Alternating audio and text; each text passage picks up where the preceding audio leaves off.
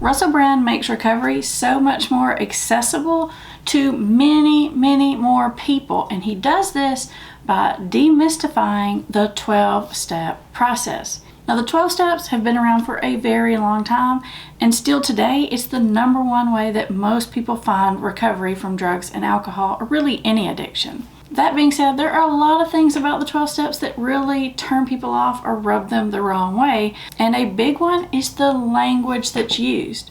It's sort of confusing and metaphorical and sort of religious, and all those things can be pretty off-putting, especially if you're new to the recovery arena.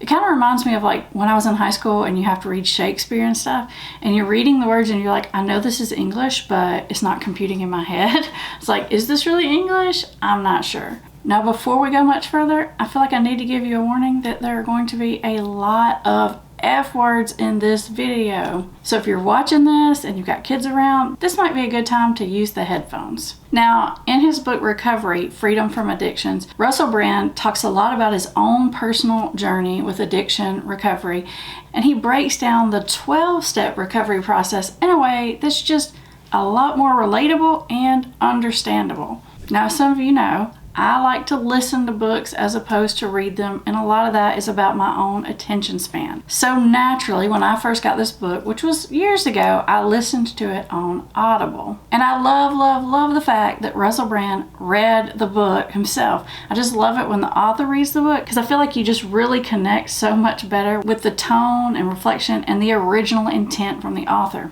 But it's even better because it's Russell Brand and he has that accent. Now, what I will tell you about the book is it's sort of this like combination of humor, crudeness, poetry, spirituality. It's just such an interesting mix of those things, which you wouldn't think normally go well together, but just go perfectly because it's Russell Brand.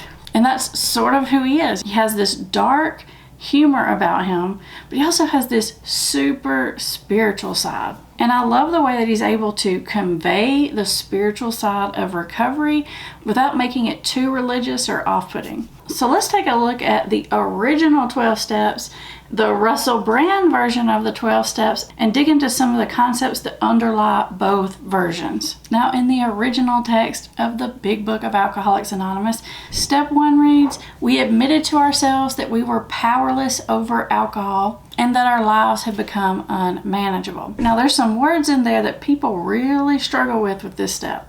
And I think it's powerless and unmanageable. People get really hung up on these words, and because of that, sometimes they miss the big point.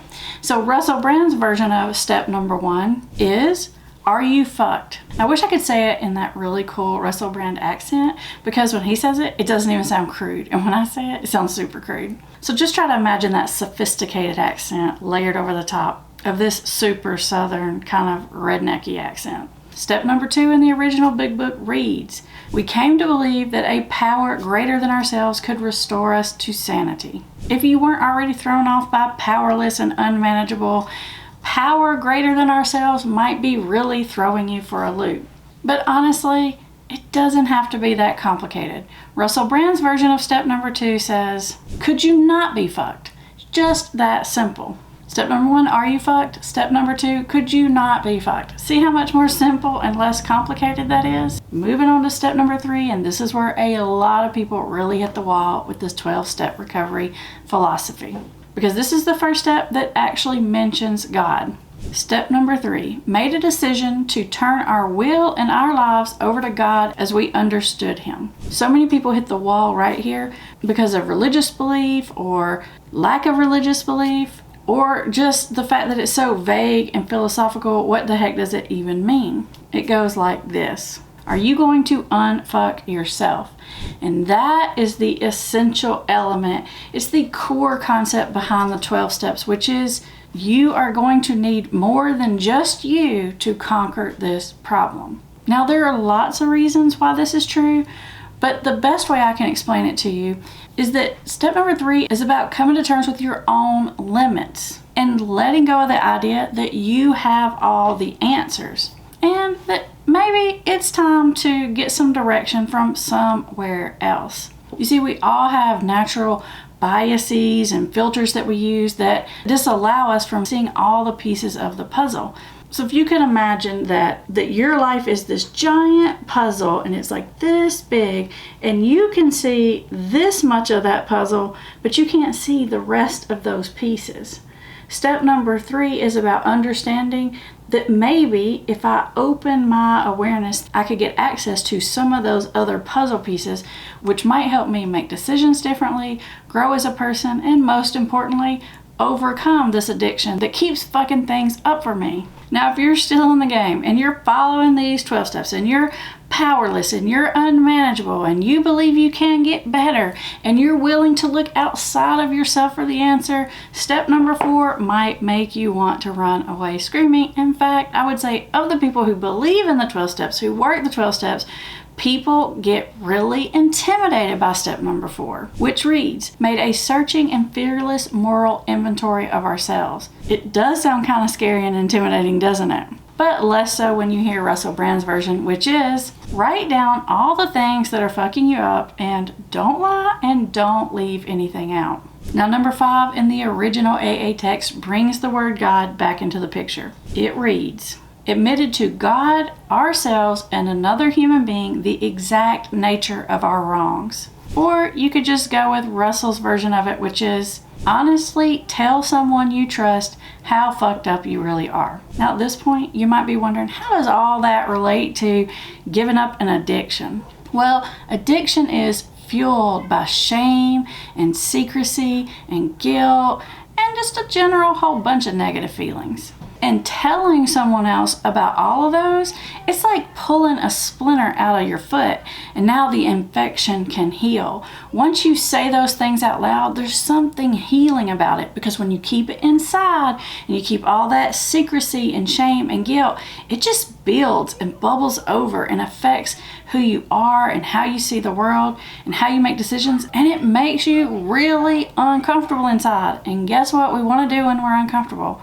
We want to numb that or distract from that, which is a huge trigger to go back to old addictive behavior. This really is a very healing component of any recovery program. Now, it's tempting when you get to this step to kind of want to leave certain pieces out that feel too scary to tell someone else. I had a client a few years back who was actually working this step, and he had it all written down, but there was one thing on his list that he wasn't sure if he was going to tell his sponsor or not, and he hadn't even decided, like all the way up to the day and time that he was actually sitting with his sponsor, and his sponsor led with this question: what's on that list that you don't want to tell me about?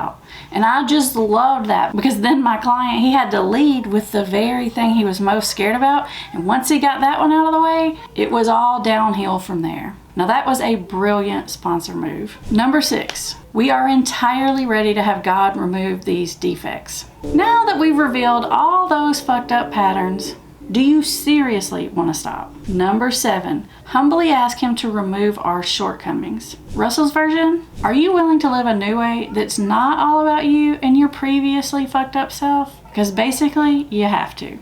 Number 8, made a list of persons we have harmed and became willing to make amends to all of them.